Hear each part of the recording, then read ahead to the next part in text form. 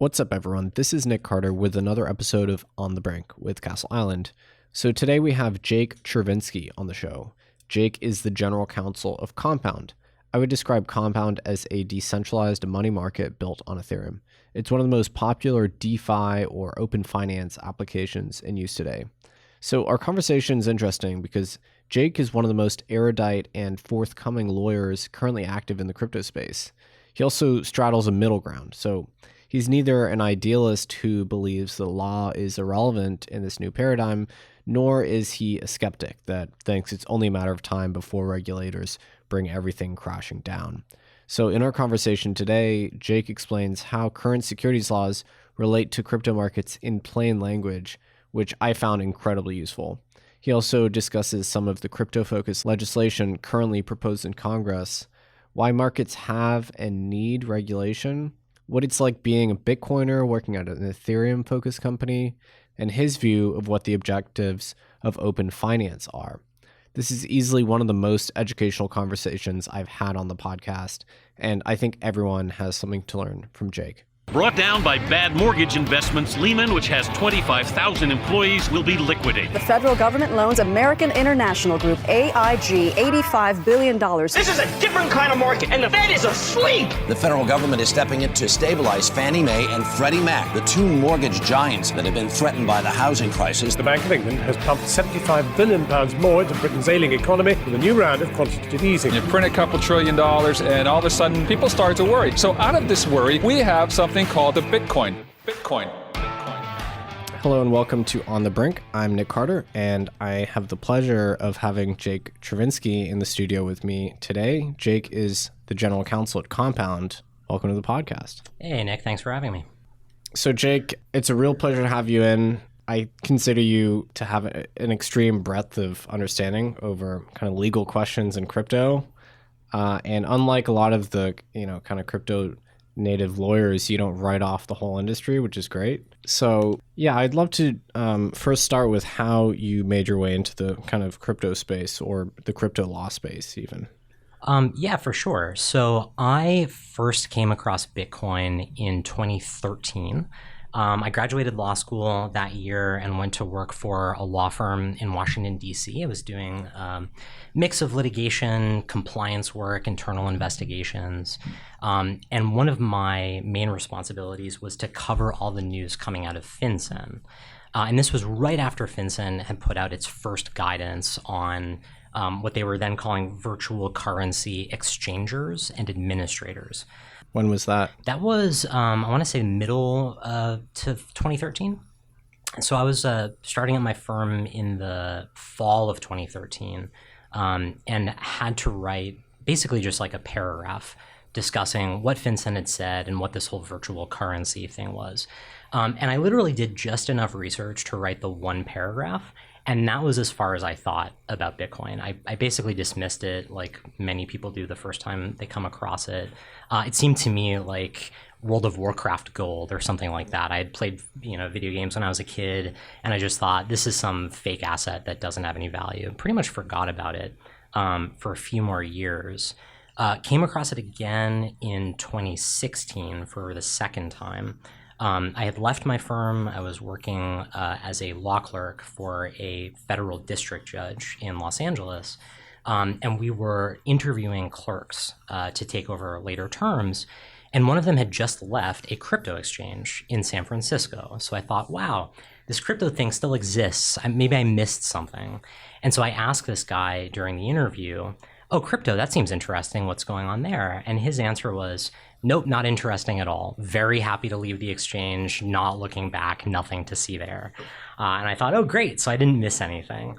And then it was another year until I would say early 2017 when I came across Bitcoin for the third time. Third time was the charm. It was an article about price that really got me to pay attention. So I think Bitcoin had just hit $3,000 in early 2017. That sounds right.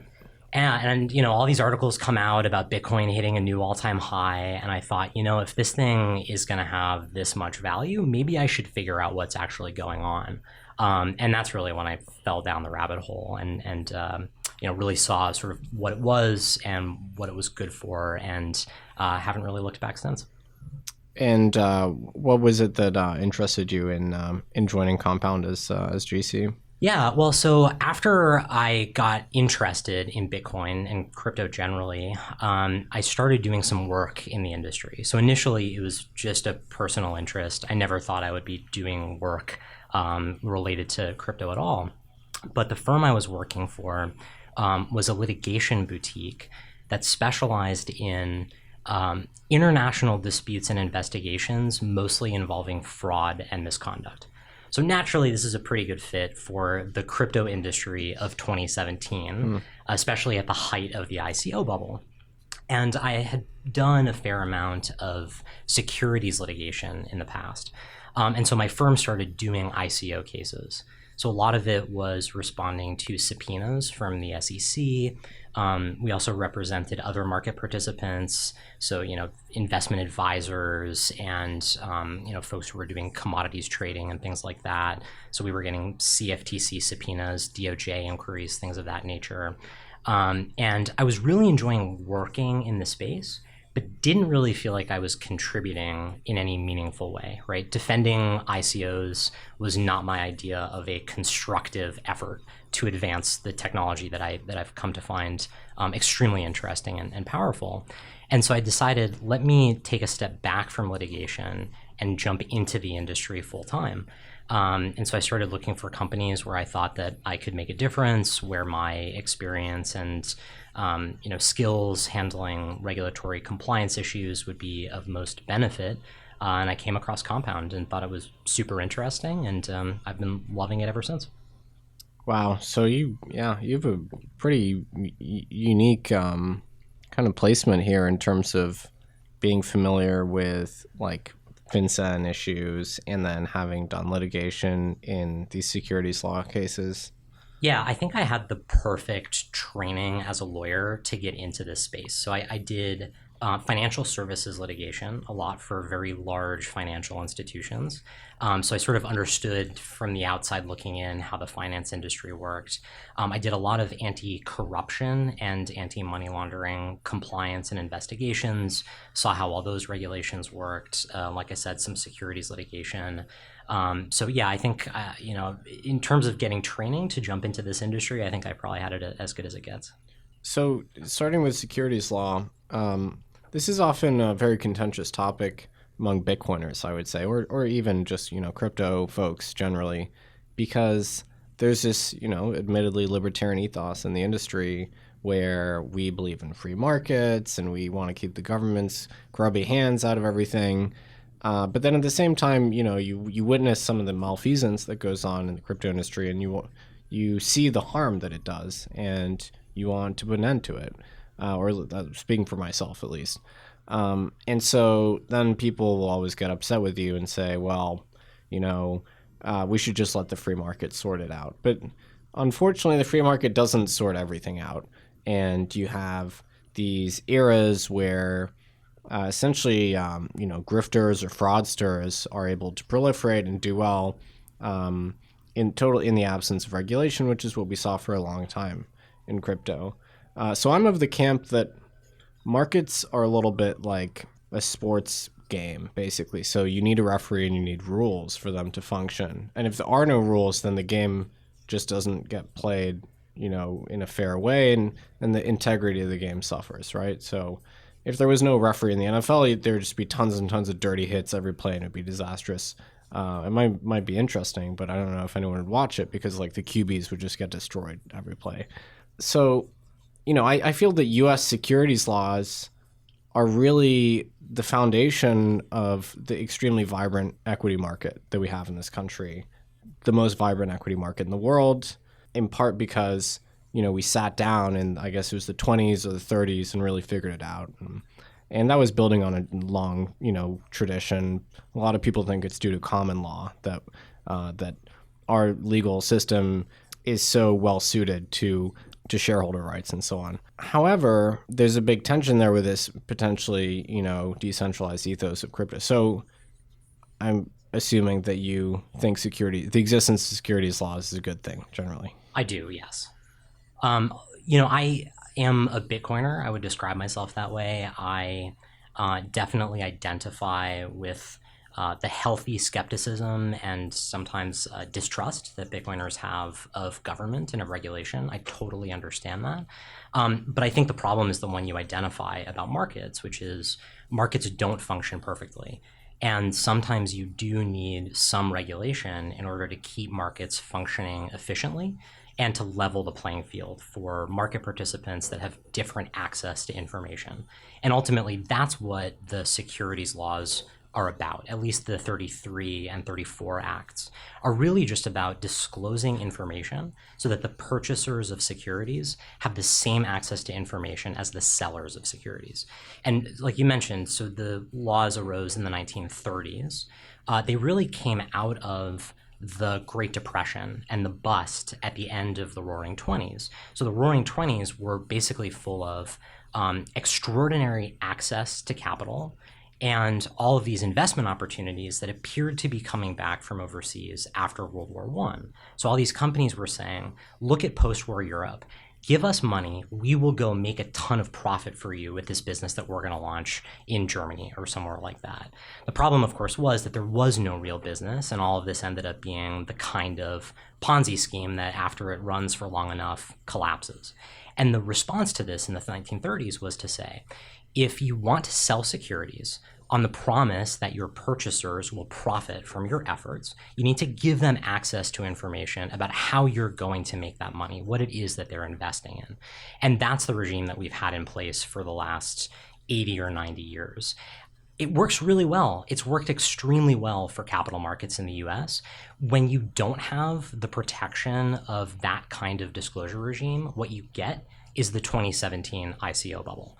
Honestly, I think the ICO bubble is the best argument in history, perhaps, for why you need securities laws. Because if you don't, then your market is going to look like a whole bunch of fraudsters scam each other out of money and a lot of innocent people getting hurt. And people fixate on the few ICOs that, really delivered. But in those cases, it's because the person running it was, exceptionally virtuous or had extreme amounts of commitment to the idea. But there were no token holder protections that I can really identify behind any of these ICOs. There's very little in the way of recourse. We've only just now begun to see situations where token holders are able to actually exercise a claim on the treasury if they so desire. So Digix DAO just agreed to basically refund token holders to give them a pro rata claim on the treasury. But for the most part, this has not been the standard. So even pointing to those exceptions, I don't think it really vindicates the notion of an ICO because the ultimate, the structure behind the thing was unsound. Right. I think that the ICOs that worked, for better or worse, probably got lucky. When you had as many as there were, how many ICOs were there in 2017? A few thousand, probably. Thousands. You're going to have a handful just as a matter of probabilities that are going to end up succeeding. You're also going to have a handful that are outright scams. So we saw legitimate Ponzi schemes. When I say legitimate, what I mean is clearly a Ponzi scheme as opposed to simply accused of being scammy in some vague kind of way. And then you're going to have a huge number in the middle between those two extremes that are just bad investment opportunities, right? Bad investment decisions. And that's really where the securities laws kick in giving purchasers information that they need to assess whether the investment is good or not. And that's really how so many people lost money. I like the way you put it where in which ICOs are a great case study in why regulation is necessary. Look, I think it's also important to recognize that disclosure isn't a cure for every ill having to do with a securities issuance, right? You can get disclosures and still be fooled or make a bad investment decision or not truly understand the risks of the investment that you're making. But I think that disclosure is the single most important medicine for the problem of the information asymmetry between issuers who are looking to use other people's money and the people who are trying to make a profit off of that money. But it presumably has to be paired with a a legal context where you can have recourse if you've been, if the disclosure is false or you've been lied to. Right, and that's the goal of the federal securities laws here in the U.S. is if you issue a security and you're doing it through a public offering, you have to register it and you have to make certain disclosures when you do the sale, and also on a quarterly and annual basis, and also for certain special events, right? You have to disclose all of this to your investors. If you don't do that, then your investors have a cause of action against you for issuing an unregistered security. The remedy for that is to get your money back, right? Rescission, which is the right remedy, I think, for that kind of violation. The problem that we've seen in the ICO space is that the statute of limitations for bringing a claim for issuance of an unregistered security is 1 year after the issuance. And problematically, so many of these ICOs happened in 2017, and a year had gone by before any of these investors really understood that what they had done was to buy an unregistered security, and that the token wasn't going to make them all the money that they thought they were going to make, and that they should bring some cause of action. So that's one of a couple reasons why there hasn't been the type of cleanup after this whole mess that you would normally see. And why is it that I have the figure in my brain of 5 years in terms of a statute of limitations? So the SEC's statute of limitations is 5 years for basically all claims. For compensatory or punitive damages, the SEC has 5 years. Private investors have only 1 year. It's really 1 year to bring a suit from the time of the violation, or 3 years from the time of the discovery of the violation. It's called a statute of repose. And there's a different limit for fraud claims. So there's a 2-year statute of limitations for securities fraud. But the problem is, when private investors no longer have standing to bring these claims, the only thing you can do is wait for the SEC to step in. And of course, the SEC's goal and the purpose of the Division of Enforcement is protection of investors. And yet the Division of Enforcement hasn't done very much in this space so far. Because the sheer magnitude of ICOs presumably overwhelmed them. That's possible. I'm not sure about that. Compare this to what happened with the rise of the internet around the turn of the century. So in 1999, 2000, 2001, the SEC was doing sweeps of hundreds of people and companies who were doing fraudulent stock issuances and pump and dump schemes that were basically enabled only because of the internet. The internet was, one way of describing it is a huge increase in the total addressable market for fraud, right? The internet connected scammers with a whole lot more targets than they had ever seen before. And so in the early days of the internet, you had very prevalent pump and dump schemes, penny stocks, things like this. And the SEC's reaction was several sweeps where they filed complaints against dozens, hundreds of companies and people at a time. There's no reason they couldn't have done that for the ICO bubble. I think the big difference was just the confusion around whether to classify digital assets as securities or not. In the internet case, these were stocks that were being pumped and dumped, right? They were .com stocks, or they were other penny stocks that were just being pumped and dumped or manipulated. So they already had a framework to understand. There was no question, right? Yeah. Stocks are securities, no questions asked. When you have to apply the Howey test, which is a very old test that, granted, has had a lot of development in case law over the years. It's not that complicated to apply, but it is new. It's a jump from what the SEC had dealt with before. I think it took them a while to figure out what they really wanted to do with this space. And they still haven't really taken a serious shot yet at any of the big players in the space. They're just starting now, right, with Telegram, I think. Yeah, similar to the internet, which introduced, broadened the market for scams. I think blockchains also do that in terms of making value easily transmissible between untrusted entities. So, I don't know if we'd ever seen Ponzi's of this magnitude on a kind of direct to quote unquote customer basis. If you look at some of the size of a few of these Ponzi's like BitConnect and Plus Token and OneCoin, they're truly eye-wateringly large. And this is because the investors in the Ponzi's were given instructions to buy Bitcoin and then, buy the asset, buy one coin or buy a plus token, which they, and because of the infrastructure that sprung up globally to facilitate the trading of fiat to Bitcoin, they were able to get access to these things. Whereas before, if someone wanted to defraud you, I don't know, you'd have to send them a wire or something, I guess. Right. So it's interesting to think about the fact that the existence of crypto means that fraud is now possible on a mass global scale. Right. And remember also that with the internet, if you're going to pump and dump a stock, the stock is at least trading on some kind of regulated exchange. Whereas something like BitConnect or Plus Token isn't. You really can access it from anywhere. There's basically no friction between this scammer and the target of the scam. Honestly, I think we're just seeing the start of this. And don't get me wrong, as bullish as anyone about the future of Bitcoin and this industry. But imagine how many people haven't yet learned how to access Bitcoin or how to get access to Ether or something like that, but who could be tricked into one of these scams somewhere down the road. I think this is a problem we're going to deal with for a long time. And with with pumping and dumping stocks, you're jurisdictionally confined. In the crypto era, we have entire regions that BitConnect was targeting Southeast Asia for the most part. And India, and there's no constraint there on how big this thing can get.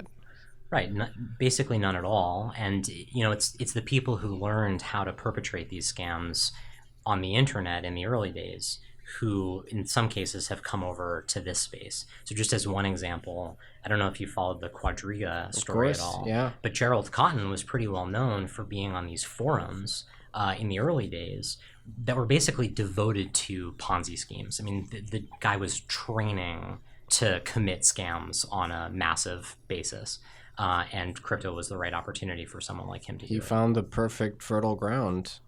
And I think interesting, the legacy of Quadriga is that the Canadian securities regulators are now being extremely onerous in their treatment of centralized exchanges. Right. So maybe that's a silver lining. They're really embracing this. Well, it seems to be the case that they're embracing this notion that exchanges, for the most part, can't be trusted to hold Bitcoins on behalf of depositors. Yeah, they came out with guidance recently that was very interesting. Basically what it said, if I'm summarizing it correctly, is that Canadian exchanges have to be non-custodial. That basically their users have to be able to access and take custody of their own assets without any further intervention by the exchange. That's a huge decision in a country that has a pretty significant amount of crypto activity. Yeah, so the Canadian Central Bank does these amazing polls of Bitcoiners. I don't know why they do it, but I don't know if you've come across this. No. So the Bank of Canada is very interested in knowing how many Bitcoiners there are in Canada. They've done these surveys 3 years in a row. The last one found that, I believe it was 8% of respondents were owners of Bitcoin. Very interesting. And they even did trivia questions like, is Bitcoin fixed in supply, stuff like that, to determine someone's understanding of Bitcoin. This sounds like the friendly version of what the IRS started doing here this year, which is asking everyone on their tax returns if they've held or traded any cryptocurrency during the previous fiscal year. Yeah, maybe it's just because I have this mental image in my head of a disarming Canadian central banker just kindly asking people on the street, but it's much less sinister when you imagine them doing it as opposed to the IRS. I think so, yeah. Yeah, I mean, I don't believe they're doing it for, nefarious purposes, just like out of curiosity. Right. But yeah, there's a sizable, Bitcoin population in Canada, and this is really going to affect them. Right. And it goes to show how regulators can react when terrible things happen. Right, and sometimes I think you do need that stimulus to get regulatory movement. It's something that we haven't really seen yet in the U.S. On any number of fronts, and I think that if you were to ask the exchanges in the U.S. how they would feel about the SEC or some other regulator of competent jurisdiction adopting a rule like this, I think the U.S. exchanges would be very unhappy about it. So we'll see how far that comes in the U.S. And I think they would have the tools to lobby against it successfully, probably. There seems to be, and I mean, you can speak more to this, there's a bit of an industry devoted to communicating the sentiments of exchanges to DC. Yeah, that's true. I mean, I also think that the CSA in Canada is probably a bit more nimble than regulators and politicians here in the US. If you wanted congressional action from the US Congress on something like this, you would be waiting for years and years. It's just how slow our process moves. But yes, in general, you're right. There is a pretty strong voice lobbying on behalf of the centralized exchanges in the US to look out for their business in DC. Yeah, I sometimes wonder, or I've only just recently begun to wonder, what the industry would have looked like if regulators had adopted this non-custodial standard from the start. That we would have had many, many fewer Bitcoins held in a custodial manner, which might on balance have been good because we would have had fewer of these significant exchange hacks, which exploit this kind of the honeypot nature of exchanges. Yeah, I think you're right. And I think, it may be that the Canadian exchanges, in complying with this requirement, will stumble across a better business model that serves customers better, that still makes them a reasonable margin. And maybe we will see that come to the US eventually. But it's hard to imagine that right now, given how the exchange business currently runs. Yeah, a lot of Bitcoiners are incredibly adamant about this not your keys, not your coins thing. And I totally agree with that. I mean, that is the reason this technology exists, is to allow extremely strong ownership of an asset. And that ownership, gives rise to all the other ancillary qualities that we like about Bitcoin, sensor resistant, permissionless,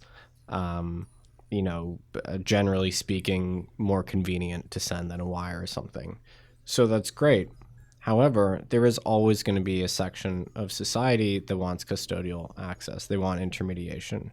Because as we've seen with this Peter Schiff episode, it's actually, still quite difficult to custody your coins, as much as we wish it weren't.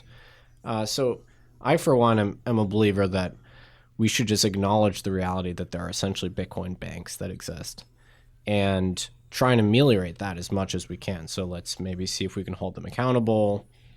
Maybe ask them to do proof of reserves to prove that they're not doing some sort of fractional nonsense like Quadriga.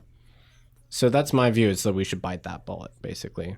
Obviously, Compound is kind of non-custodial in nature. So what do you think about this trade-off where we accept that there are these banks that service crypto users? I mean, should that be something we do not encourage?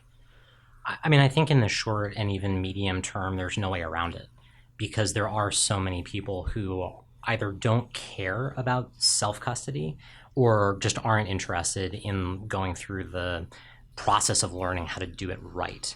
And, especially when you see someone like Peter Schiff, let's assume that he's telling the truth when he says he lost his keys to his Bitcoin wallet. I think he's probably just trolling us all, but that besides the point. Could be.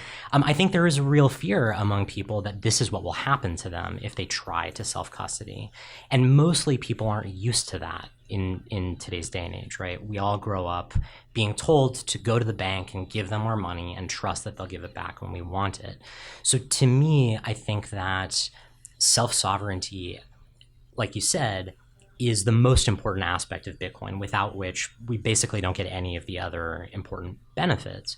On the other hand, if we want more people to get access to this asset class, and there are a lot of different reasons why you might want to do that, we're going to have to accept that some of them are only going to do that through a custody model. And what that means is trying to make the custody model as effective and secure as possible. So, I like proof of reserves.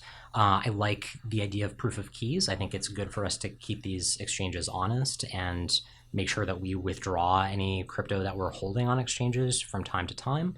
But yes, I think that we're stuck with this model basically until some future that's very hard to imagine now. Yeah, one thing I worry about, though, is that we increase the amount of fragility in the system if we have these centralized intermediaries, which mediate our access to these coins. I think there's probably some certain threshold of custodial Bitcoins, for instance, where the system becomes essentially captured, and then the governance of the system becomes much more a function of what those large exchanges or third-party providers want, as opposed to this kind of anarchic, kind of open source governance that we have today. So you can imagine a future world where 80% of Bitcoins are held with, 3 or 4 large custodians / exchanges. And maybe there's a repeat of the 2x episode, but this time it's successful because they're bargaining from a position of strength where they can say, well, fine, you can violate our wishes if you want, but in fact, we will only serve this fork, which is the KYC fork of Bitcoin.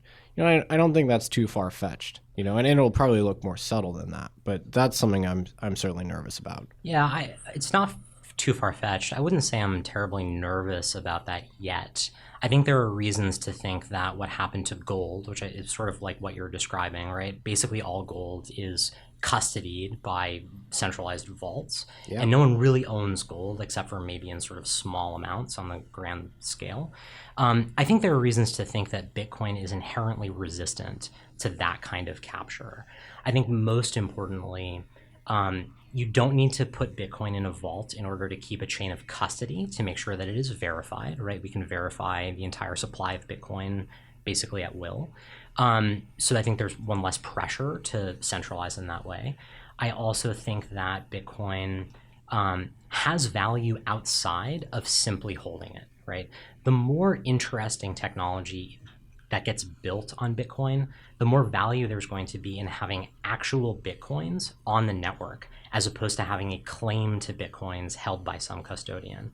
And so I think there will always be a significant demand and a growing demand for actual Bitcoins, as opposed to just private investment trust or an ETF or something like that. This is something that you can measure in commodities by looking at the futures curve. So you can see whether there's a convenience yield of having the spot product itself, as opposed to just having exposure to it in the form of a future. Mm-hmm. So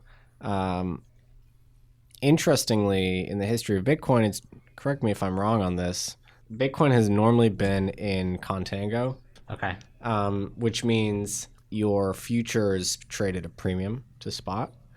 Which kind of implies there's actually a cost of exposure to spot Bitcoin, right? Which I guess makes sense because custody is something you have to pay for normally, and entities that trade Bitcoin don't necessarily want Bitcoin. They want the synthetic Bitcoin. But I definitely agree. I mean, if we can't figure out anything to do with Bitcoin as opposed to just holding it, then this whole enterprise has probably been a little bit futile. Yeah. Well, and also in terms of looking at the metrics right now, there are probably market inefficiencies that are skewing this one way or the other, right? So when you say that the futures markets are in contango, do you mean CME? Do you mean BitMEX? Do you mean Bitfinex? Right? There might be reasons why there's more money flowing through some of these venues than others. I think it's hard to draw any firm conclusions right now. I also think it's important to remember that when we talk about Bitcoin banks, you and I, sitting here in Cambridge, are still thinking of these banks in terms of the fairly well-functioning financial system in the developed markets, right?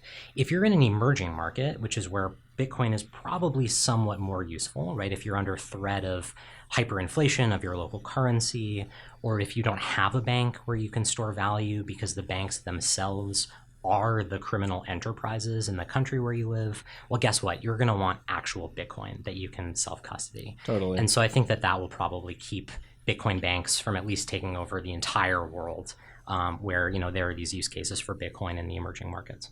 Yeah, it's a big irony of Bitcoin, I would say, that the places where it is the easiest to get exposure and the most convenient and the cheapest to get exposure are the places where it's really the least required. I certainly think as an American or a Westerner with a functioning financial system, it's still entirely appropriate to want to have exposure to Bitcoin.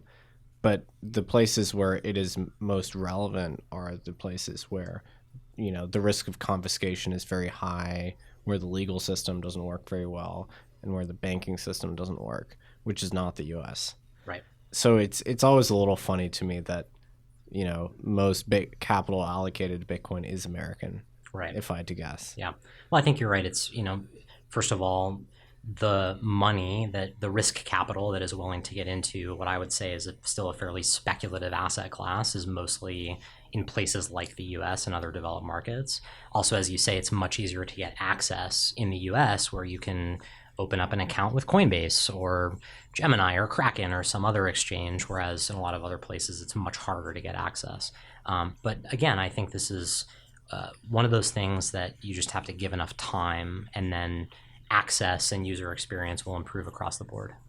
So returning to securities law, you have made a very strong case for the existence of, actual disclosure regimes, and I think it's a very good point, and I definitely agree.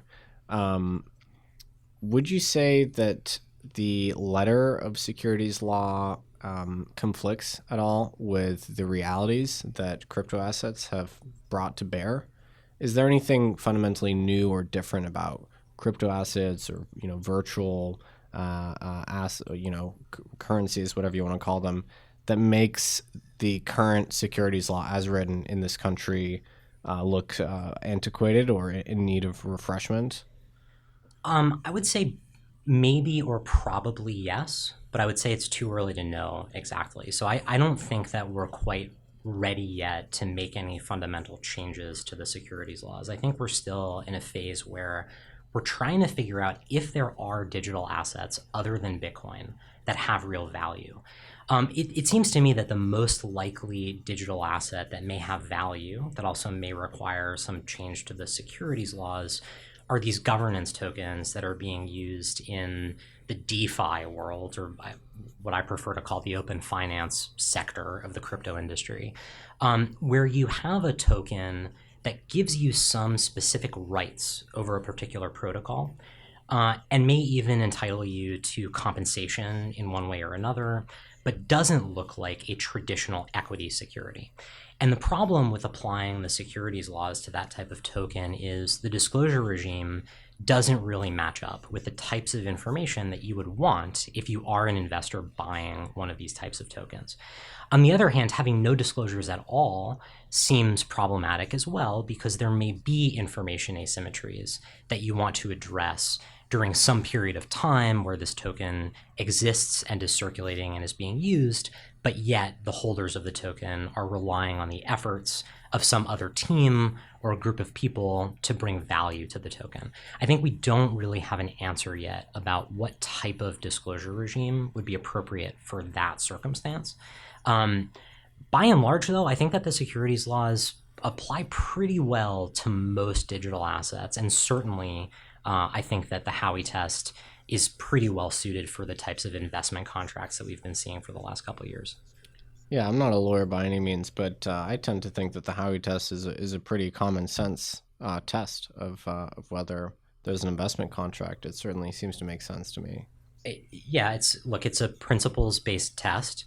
It has 4 fairly clear elements that are not terribly hard to apply. All 4 seem to make good sense as to why you would want them satisfied before you call something an investment contract. And I don't honestly think it's that hard to apply to the context of a digital asset. There's nothing really unique about a token that gives rise to an investment contract versus some other type of arrangement that gives rise to an investment contract. It's my view that a lot of regulators were, for lack of a better word, bamboozled by some of the decentralization theater, as Angela Walsh puts it, exhibited by some of these token issuers who were very careful to portray their efforts as not managerial and not central. But ultimately, the reality is that, many of these teams, vast majority in my estimate, there was a third party administering the project and so on. Yeah, I mean, do you think that it was simply ignorance on the part of the regulators in terms of being so hands-off for so long, or a desire to see how this market developed? I wouldn't say it was ignorance. I think that if you put yourself in the mindset of a regulator, especially at the SEC, where they're overseeing the largest and most important capital markets in the world, crypto is a very, very small piece of their mandate.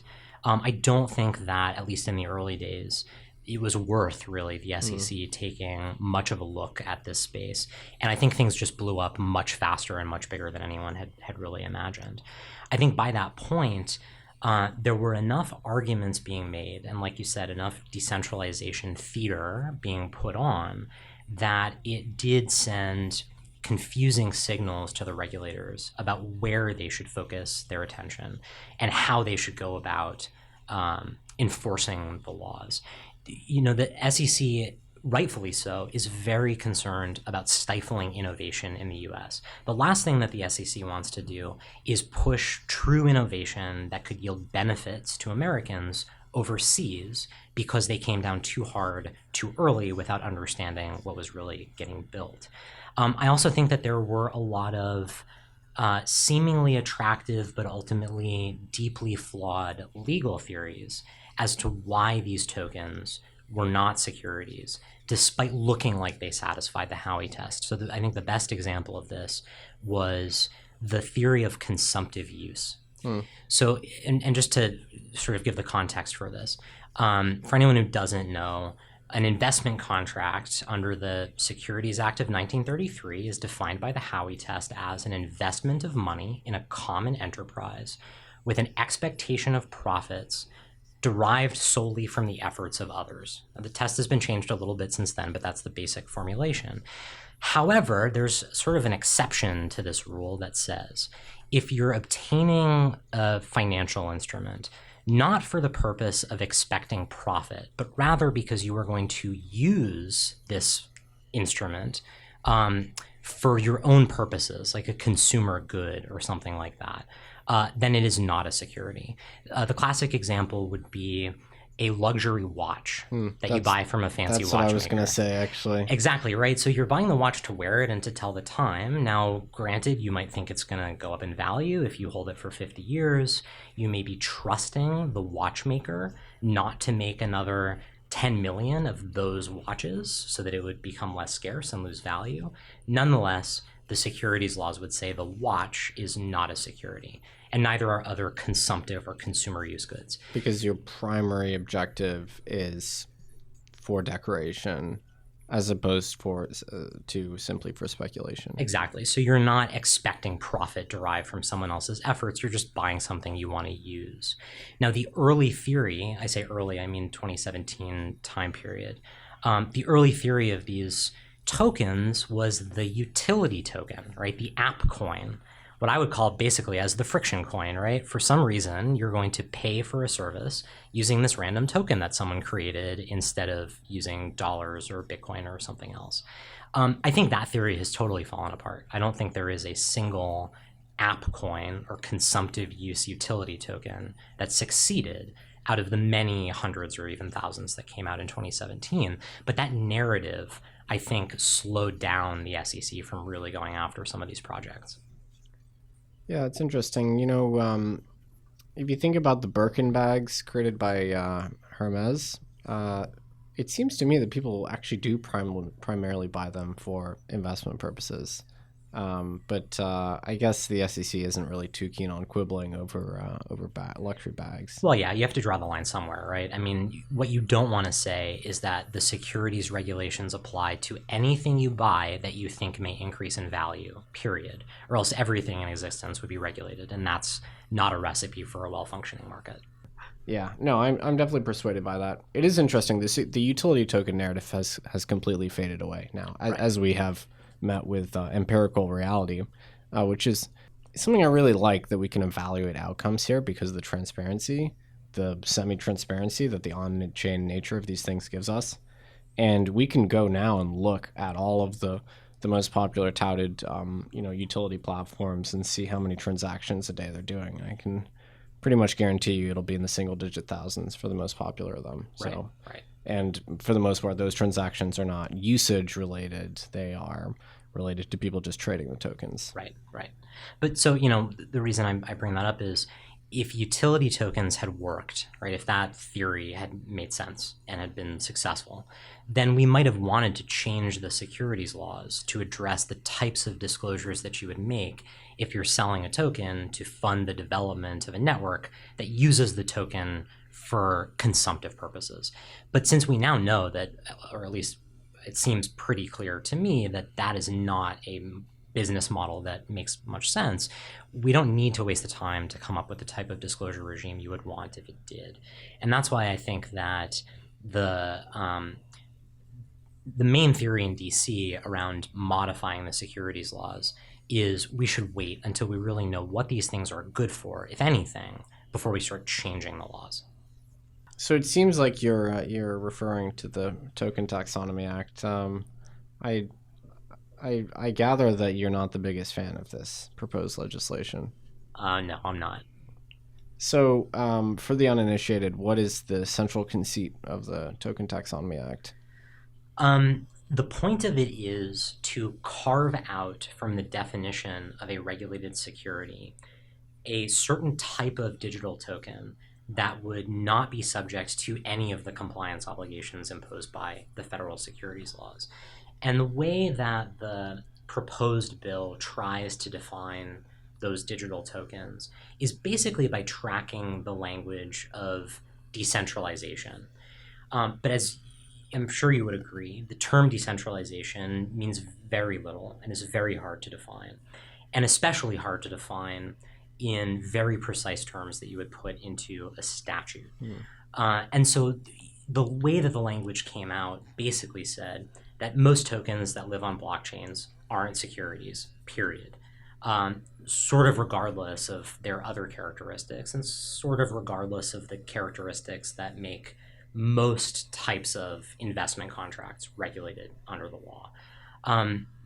My take on it in general is, like I said, we're a little too early to do something like that.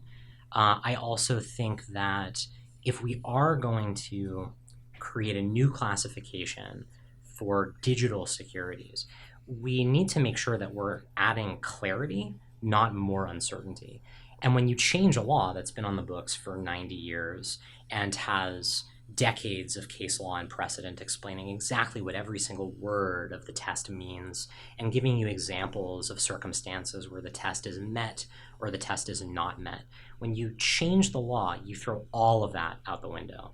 And I don't think, based on my reading of the draft bill, that we would benefit from doing that at this point.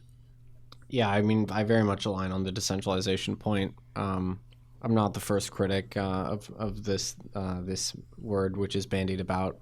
I actually just remembered my master's thesis, which I wrote in 2016-17, and I tried to define decentralization in a crypto context, and it gave me fits. Right. And at the time, I split it up into political, as in who makes the decisions over the system, protocol, as in where is the authority, this would refer to hash power, stake, and then architectural in terms of, well, what does the actual node topology look like? Mm-hmm. And I felt was an extreme simplification. And I think now in 2020, the thinking has come along sufficiently far that we understand that decentralization on its own is not something to be fetishized. And in fact, it's a false target most of the time, So really the thinking is, okay, what's the purpose of having decentralization? What are the objectives? So I'm a little encouraged by that, just by what I see in the discourse, but then we return to these notions of quote unquote sufficient decentralization, which we've seen in the quote unquote Hinman test, which we haven't covered yet. And this seems to be something that policymakers are taking seriously, which is maybe a little vexing. Yeah, it's frustrating for me as a lawyer because I think we were starting to understand what decentralization meant in technical terms, right? In terms of the structure of the network. Bill Hinman, the director of the Division of Corporation Finance at the SEC, then gave a speech, the one you're referring to, in July of 2018, where he basically said, if a token is, quote unquote, sufficiently decentralized, then it negates the fourth element of the Howey test, the efforts of others prong of the Howey test. The problem is the way that he was describing decentralization was very different from how that term had been used in the technical sense. So what he was talking about was decentralization of efforts to bring value to the token and therefore profit to the holders of the token. He was not talking about technical decentralization in the sense of, can you control the network by having 51% of the hash rate, for example. And so I think that injected a lot of confusion, where people thought technical decentralization would somehow help them escape the fourth prong of the Howey test. And that's really not true.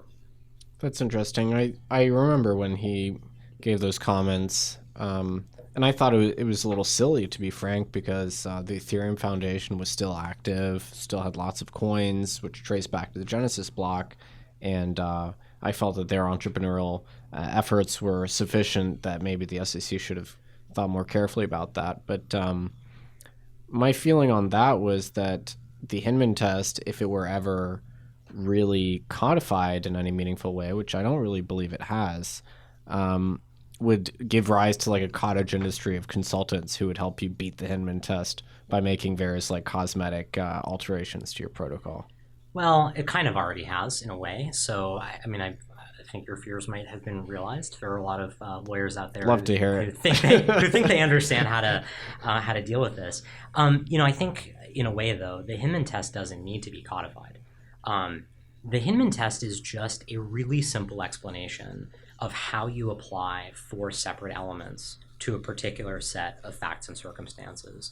I actually think Hinman nailed it from the start. I think he gave us a very succinct and clear answer to the question of how and when a digital asset can evolve from a security to a non-security by overcoming the reliance of token holders on the efforts of the issuer or a promoter in order to get profit from their investment. It's honestly just like any other test that has a series of elements that you apply to a set of facts. So think about this. Think about this in terms. So I'm a former criminal defense attorney, so my mind immediately goes to criminal law. So forgive me for this, but think about this in terms of a charge for possessing a controlled substance, right? Okay. So if you're charged with possessing a controlled substance, you have to, number one, be in possession, number two, of a controlled substance, number three, knowingly, right? Basically 3 elements to that charge. So let's say you, Nick, have some cocaine in your pocket, which of course you don't, but just for the sake of argument, let's say you do. If you have, an 8-ball of cocaine in your pocket and you know you have it, then you are violating the law that criminalizes possession of a controlled substance. If you then take that bag and throw it out the window, you are no longer possessing that cocaine, and you are therefore no longer at that moment in violation of that law.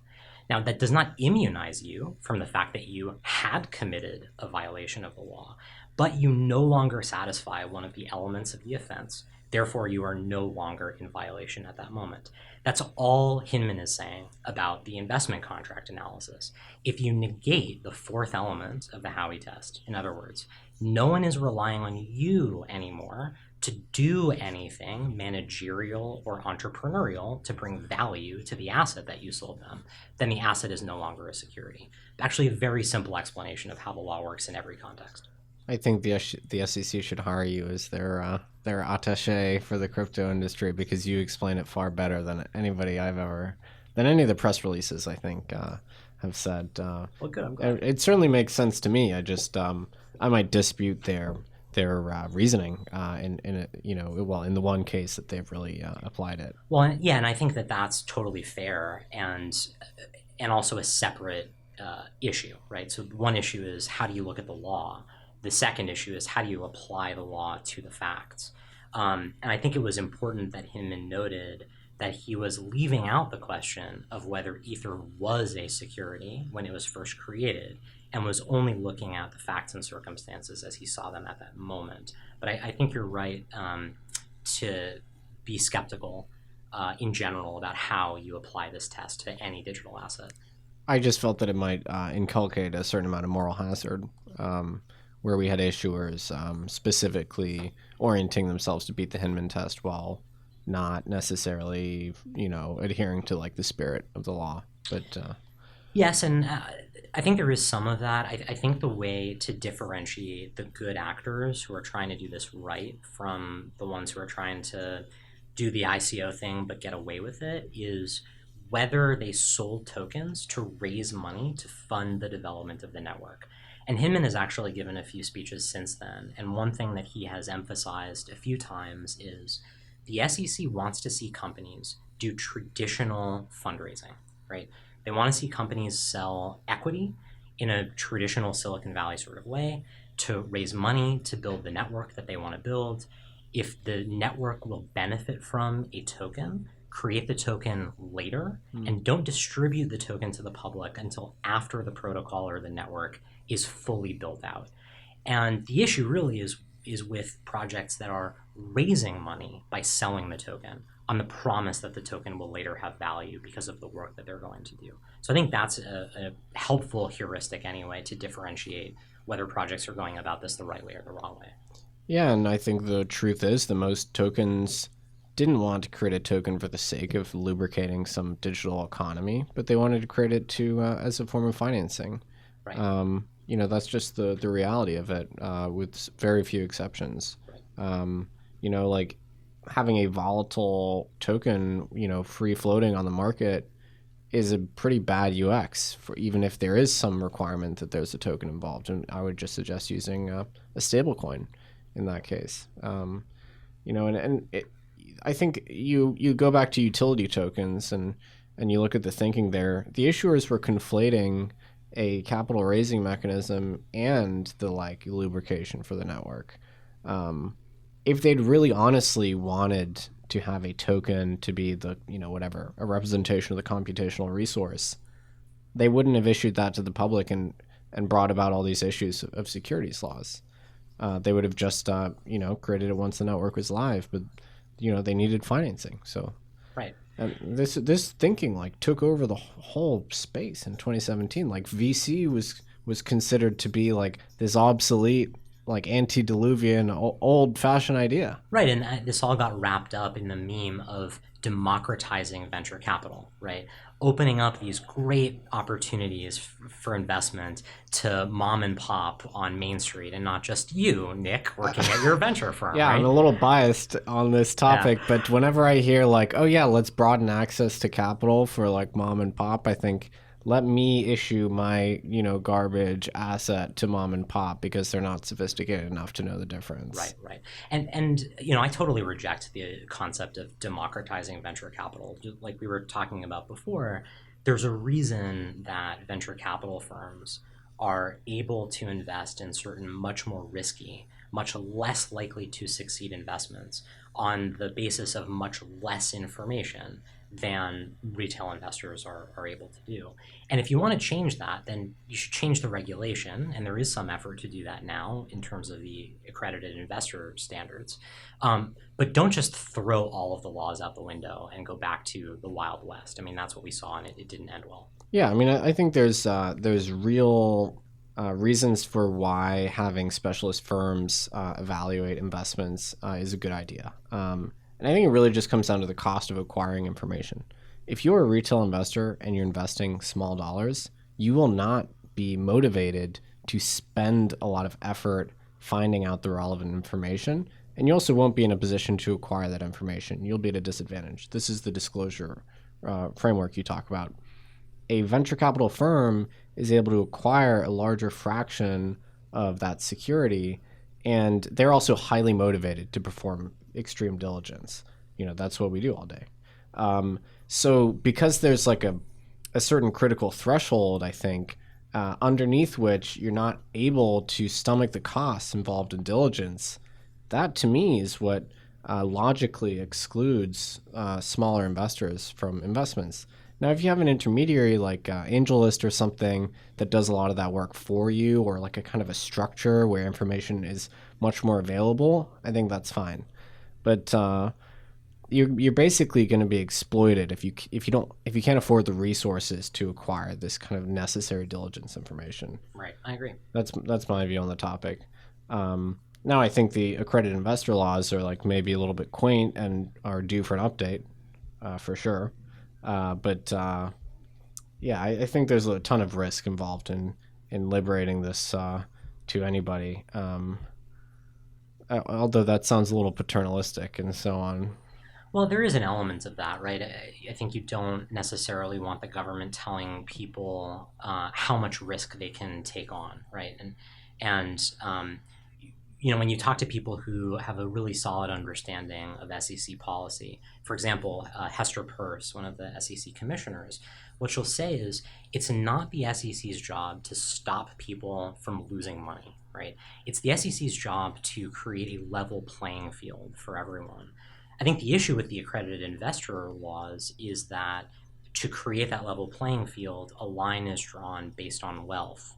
And that's not really the best way to determine whether someone should be exposed to a certain type of risk. And that is why there's some effort to change these laws.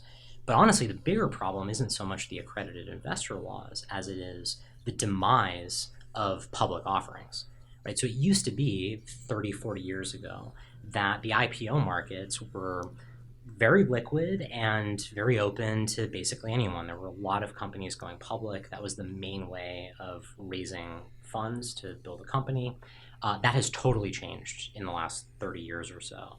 And so it's really less an issue about the accredited investor rule and more an issue of how hard it is for companies to go public, and therefore fewer investment opportunities for non-accredited investors. The other thing that I think people miss is the fact that there's this adverse selection in terms of the opportunities available to different classes of investors. So if we were to get rid of all the accredited investor laws, the startups, like the Valley startups, they would still want to raise from venture firms. They wouldn't want to raise small dollars because having 1,000 investors on your cap table, it would be extremely difficult to tolerate, basically. So the only opportunities available to retail at that point would be the worst ones, basically. So it's not like if we removed this accredited investor restriction, the Ubers of the world would be going around offering their seed round to like the general public. That still wouldn't happen. They would still go to venture firms. Right. So people really feel hard done by a lot of the time by this exclusion, but it's not like they would magically all of a sudden have access to like these great early stage opportunities. For sure. And don't forget the accredited investor rules are a deregulatory measure, right? If you eliminate the accredited investor rules, basically what you're saying is every issuance of a security must be registered, period. Right? The accredited investor rule, which is Regulation D, is an exemption from the registration requirement that says if you only sell to accredited investors, you don't have to register. So if you eliminate that exemption, you're basically imposing more regulations on everyone. So it makes, frankly, no sense at all to eliminate the accredited investor rules. So unfairly maligned is the conclusion there. One thing that I thought was interesting was CFTC Chairman Heath Tarbert, I believe, said that these assets which are deemed to have transmuted from commodity to security, or actually lawyers telling me that that's not the precise disjunction, that something can actually be both a commodity and a security at the same time. So commodity is the default, and then security is the Boolean, yes or no. Just to be precise. So something which is deemed to have undergone this transmutation might also undergo that in reverse. Yes. So he said this at the FinTech Summit, which I thought was interesting. But that would be unprecedented, I think. Well, actually, as would the initial security to non-security or investment contract to the dissolution of that contract, right? Well, it wouldn't be unprecedented in the traditional finance world. So there are cases in federal circuit courts where you take non-securities and then you wrap them in a certain way that turns them into securities. So the best example of this was a certificate of deposit program run by Merrill Lynch. This is in the early 90s, where the certificates of deposit themselves were not securities, but they were being distributed by Merrill Lynch to Merrill customers. Merrill was doing analyses to say whether the CDs were good or bad, whether they would pay off or not, and they were doing all kinds of other underwriting activities with their customers. And the court said, even though the CDs on their own are not securities, when you wrap them into this program that Merrill Lynch is running, the entire thing becomes an investment contract. So actually, that wouldn't be unprecedented at all in the traditional financial system. And then presumably if they ceased doing the underwriting, then it returns to not being explicit. Sure. So security? if you took one of the CDs out of the Merrill program, then it would no longer represent an investment contract. And again, going back to the example before, when you're applying any 4-element test like the Howey test, the question always is, given the facts and circumstances at this moment, are all 4 elements of this test satisfied? So let's say you've thrown your bag of cocaine from your pocket, down the hallway. You're not possessing it anymore. Well, if you go pick it back up, guess what? You're possessing a controlled substance knowingly again, right? And the same thing is true for a token that represents an investment contract. Depending how it is treated, it could go back and forth between treated like a security or not a security. So do you believe that Bitcoin went through this transmutation, although it wasn't strictly sold or pre-sold, but you still had to commit capital to get access to it? And like on day one, the Gini coefficient of Bitcoin ownership was 1, and then over time it reduced and so on. So, and Satoshi was undergoing these managerial potentially efforts, and then over time left the project and so on. Did Bitcoin go through this transformation, or was it never applicable? It's hard to say. I hesitate to give you a firm answer one way or another, but I would say there is a very reasonable argument that there was a period of time when Bitcoin was a security. That anyone who obtained Bitcoin invested money. They had to mine, right, which is an expenditure of resources. Costly. It was a common enterprise. Everyone was holding the same asset. If Bitcoin went up in value, everyone would succeed together. If it went down in value, people would fail together. There was an expectation of profit. Obviously, people were buying Bitcoin or obtaining it, thinking it would go up in value. The question, as always, is that fourth prong. Are they expecting profit based on the managerial or entrepreneurial efforts of Satoshi or some control group of core developers? So the question is, in the early days, was Satoshi so essential to the future of the project that if he stopped managing the development of the project, the whole thing would have collapsed? If so, then yes, Bitcoin was likely a security at that time. That's very challenging because the nature of these systems, they need periodic upgrade. They have these loci of control where there needs to be essentially a single entity administrating things. If there's a hard fork, there needs to be a quote-unquote hard fork coordinator. Otherwise, the system fragments, and you can't quite achieve this dream of truly distributed control, especially at the governance layer. A lot of Bitcoiners don't like that word governance, but even today, there's a relatively small number of individuals that realistically determine the code that goes into the next implementation of Bitcoin Core, which is the major client for Bitcoin. So I find that very tricky, but it makes sense to me. Certainly, initially in the early days, Satoshi was essential. It's a hard call. I think even now, if there were an argument that Bitcoin is a security based on the small number of people you mentioned who exert, let's say, disproportionate influence over the future of the protocol, the question is still, are you going to make profit because of those efforts? And are those the essential managerial or entrepreneurial efforts that will cause the enterprise to succeed or fail? I think now there are so many people building on Bitcoin that there is no one party, very clearly no one party, that you would need disclosures from in order to accurately assess the value proposition of investing in Bitcoin. Very much like gold. You don't need disclosures from one particular gold mine or refiner or jeweler in order to understand if gold is a good investment or not. And I think that's where we are now with Bitcoin. But this is why it's so important to draw the distinction between technical decentralization, right? How many people are you looking to keep the network running versus Howey test decentralization? How many people are you looking to for their efforts to bring profit to the asset? Even if there was one extremely large gold mine, Although in that case, they probably could move the price of gold, but maybe that would fall under some sort of different Well, statute. yeah. So if all it is the ability to move the price, then I think it's harder to say purchasers of the asset are relying on your entrepreneurial or managerial efforts in not manipulating the price in order to make profit, right? So, these are all facts and circumstances, principles-based analyses, but I think that's probably how that breaks down. That's rather tricky, actually. It had never really occurred to me that Bitcoin might have been a security under U.S. law in the earliest days. Yeah, well, I'm not. I don't want to go on record saying that, or else I'll be the least popular person in this industry. But it is an interesting academic question, at least.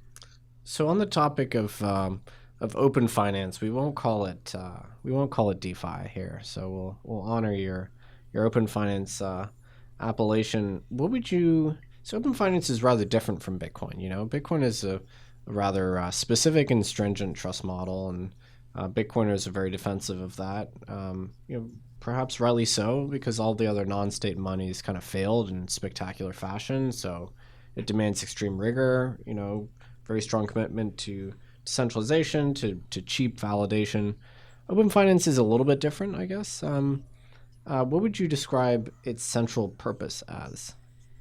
I would say the central purpose of open finance is to take the same principles underlying Bitcoin and apply them to slightly more complex financial activity than simply sending value back and forth between two or more parties. I think that, it's hard to speak for the entire open finance space, just like it's hard to speak for any group of people involved in crypto. But at least my perspective is the mission of open finance is very much the same as Bitcoin in terms of creating self-sovereign money that is censorship resistant, permissionless, and trust minimized. I think that the different trade-off for open finance than Bitcoin is willingness to minimize trust somewhat less than the ruthless trust minimization, which some people would like to call trustlessness. Although I would object to that, right? In the way that they describe Bitcoin.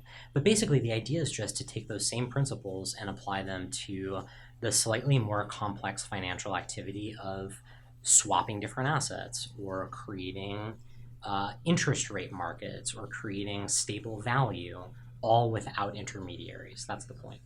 I think something that trips people up a lot is the fact that Bitcoin's purpose is, somewhat nebulous, but also rather easy to define in these kind of urgent moral terms, even, the history of trusted third parties from a monetary perspective is a history of failure, and we've created an alternative, and that's important for people. In fact, it's an existential question for many people. So that's a very kind of cogent and ultimately rather simple story, right? In terms of open finance, I think it's a little bit harder to describe the urgency of basically the creation of permissionless derivatives or other financial products, right? Yeah, I think that's fair. I mean, I guess I have the privileged position of being a Bitcoiner who works on a project that is at this moment exclusively on Ethereum, which is an interesting position to be in. I think a lot of people pick one or the other and are not interested in both. I'm very glad to be sitting with someone who at least seems open to the idea that there might be more than just Bitcoin. I like the trade-offs that Bitcoin has made. I think that Bitcoin is far and away more likely to succeed than any other application of a public blockchain. I don't think Bitcoin should change anything about its trade-offs or trust model. I think that Ethereum specifically and smart contract platforms generally are a different project at their core. I think the project for Bitcoin, if I were to summarize at least what I think is most important about it, is separating money from state using digital scarcity, the solution to the double spend problem. That's basically what it is. Yeah. The mission of open finance is not just separating money from state, but rather rebuilding the entire financial system, or at least as much of it as can be rebuilt, using autonomous software instead of third-party intermediaries. So when we're talking about Bitcoin banks, I think that in a way, open finance is the response to the concern about the inevitability or potential inevitability of institutions taking over Bitcoin, which is to say, we don't need them for any financial activity. Let's see how much we really can disintermediate them. I feel like being a blockchain pluralist is a lonely pursuit.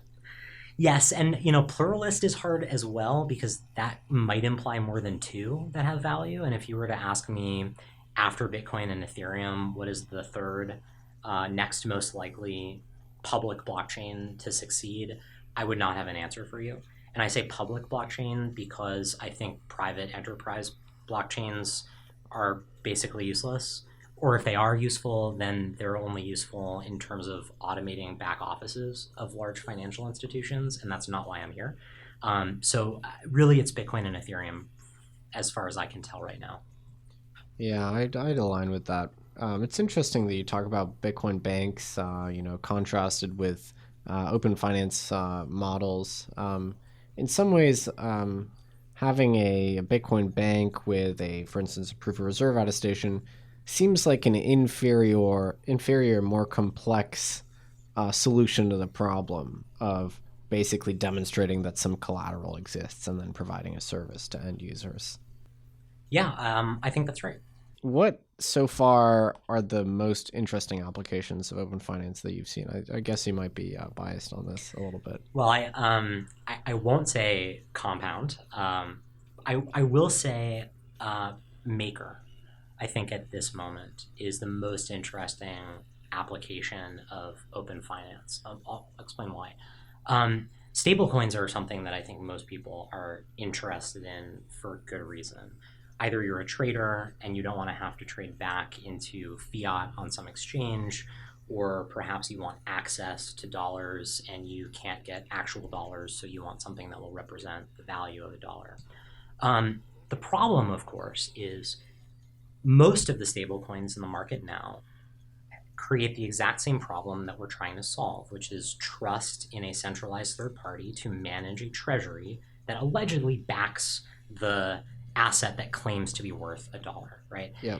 And honestly, this doesn't seem to work out too well in the crypto space when you see things like Tether, which had some issues telling the truth, it seems. I don't want to disparage them too much, but there were concerns for a while about whether Tether was actually backed one-to-one, as they had always claimed that it was, $1 for every one Tether. Then it turned out it wasn't. And then it turned out there was this whole situation with crypto capital, which was basically operating like a shadow bank. Spare everyone the details on that, but there's a real problem with reintroducing this trust model into the stablecoin markets, which seem pretty important for the development of crypto market structure. So enter Maker, which is a mechanism to create stable value without requiring deference or trust in a centralized third party that tells you they are managing assets backing those stable coins. There are other issues that you replace with the centralized custody issue, which is the model that Maker uses in order to try to maintain the peg between DAI and the dollar. Query whether that model is better than relying on Circle or Gemini or some other company like that to just custody the dollars for you. But if you're really interested in decentralization, I think it is foolish to dismiss the idea that you can create stable value through a trust-minimized, intermediary-free system. I think it's very powerful if we can do that. Yeah, and the issues with Tether that we've seen, I think they trace back to just the very nature of Tether itself, which is that it had to, or Bitfinex or the parent company had to rely on these shady counterparties for payment processing because they couldn't really get access to normal banking because of the nature of their business. So then they get scammed. Actually, the same thing happened to Quadriga. They ended up just taking a bath on a lot of these payment processors that ended up being shady. So it's kind of an interesting situation where some of these stable coins, especially Tether, are kind of on the margins, on the fringes of finance. Because of their very nature, they're more likely to be basically screwed over by some of their counterparties, crypto capital being a great example. and then all of their problems trace back to that, really, and try to remediate this loss. In the context of Maker, so, an issue a lot of people point out is in solving this issue of custodial attestation of some balance in a bank account somewhere, they then have this over-collateralized model, and then people accuse that of being capital inefficient and so on, which is really my reaction to the system as a finance person.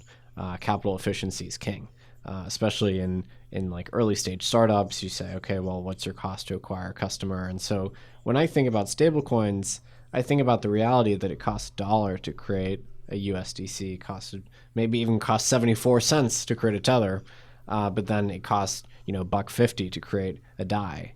And I think that from an evolutionary perspective, the costlier one is less likely to succeed because people prefer capital to be efficient, or at least in a world where capital is costly, which in negative interest rate world, everything's upside down. But so, how I don't believe that can be ameliorated if we are to retain the trustlessness. That's kind of just the necessary nature of the system, right? Yes, that's the trade-off, right? And I would say one person's inefficiency is another person's use case, right? So think about Bitcoin. Bitcoin is not efficient, right? Blockchains are not efficient. In fact, blockchains are intentionally slow and inefficient for a reason. The slowness and inefficiency gives you the benefit of decentralization. I think we're saying the same thing about the open finance space, which is, yes, taking $100 worth of Ether and then saying, let's just pretend like this is only $67, and that way it can fluctuate up and down, and it doesn't really matter because it'll still be worth at least the $67 that I claim, is very inefficient, no doubt about that. But that may simply be the cost of having decentralized stable value. And I think the same thing may be true for much of the open finance space, which is you need over-collateralization in order to get away with pseudonymity or anonymity and trust minimization. The second that you start identifying individuals is when you lose most of the benefits of these public blockchains. And similarly, when you start trusting third parties to issue tokens that they claim are backed by dollars that they're holding somewhere, that they may occasionally give you an attestation for, but they won't give you audits for, and you don't really know what's going on. Maybe it's worth the trade-off to suffer that inefficiency in order to have a system that is fully and completely transparent, that you can see operating in real time on chain and know exactly what the risks are and whether you want to engage or not. I think that's so well stated. I'm not strictly speaking a Maker user, but I do look at the data on chain all the time because I find it fascinating that we have. And even Coinmetrics has tagged a bunch of exchanges, so you can actually look at these things. It's not quite the same, of course, because you don't always have perfect confidence that you've tagged all the wallets and so on. But that is one of the things I like the most, maybe the thing I like the most about the crypto industry, is this transparency, which is that you can assess the risk in real time. Right, and I think that's to me one of the most important aspects of this entire industry. I became a lawyer in the wake of the global financial crisis, and I saw the fallout from the lack of transparency in the finance industry. And I saw the repercussions of a group of people who thought that they could engineer risk out of finance.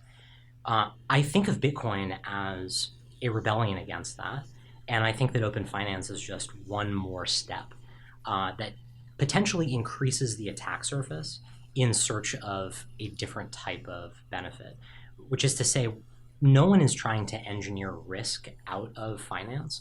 We're trying to engineer transparency of risk into finance. And then people can decide in an opt-in basis whether they want to take on that risk or not. Jake, this has been an absolute pleasure. Thank you. This has been an education. Yeah, this was a lot of fun. Thanks for having me. Where can people find you, follow your work? So the best place to find me is on Twitter. I am at Chervinsky, Chervinsky. And yeah, that's the best place to find me. My DMs are open if anyone wants to get in touch. Well, thank you, Jake. It's been a pleasure having you on. All right, thanks very much.